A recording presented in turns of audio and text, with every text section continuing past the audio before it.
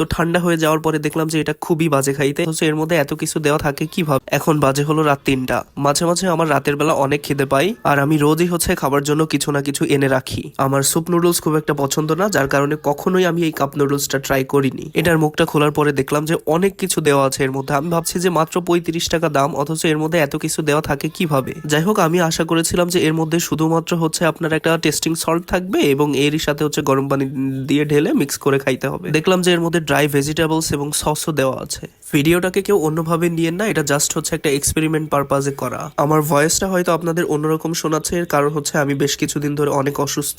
যাই হোক, এরপরে হচ্ছে সবকিছু মিক্স করে নিয়ে এর মধ্যে হচ্ছে গরম পানি নিয়ে ঢেলে দিলাম, এবং এরপরে 2 থেকে 3 মিনিট হচ্ছে এটাকে এভাবে মুখ বন্ধ করে রেখে দিতে হয়। রেখে দেওয়ার পরে হচ্ছে এইরকম ভাবে হচ্ছে আপনার এটা দেখতে এইরকম হবে। এর মধ্যে হচ্ছে আপনি সস দিয়ে খাওয়া শুরু করে দিতে পারেন। গরম গরম খাইলে এটা আপনার ভালো লাগতে পারে, কারণ হচ্ছে গরম অতিরিক্ত গরম হলে ওই খাবারটা টেস্ট খুব একটা বোঝা যায় না। আমারও তেমনটা হয়েছিল, কিন্তু ঠান্ডা হয়ে যাওয়ার পরে দেখলাম যে এটা খুবই বাজে খাইতে। একেবারে হচ্ছে যদি আপনার পরিস্থিতি খুব বেশি খারাপ না হয়, এটা খাওয়ার দরকার নেই।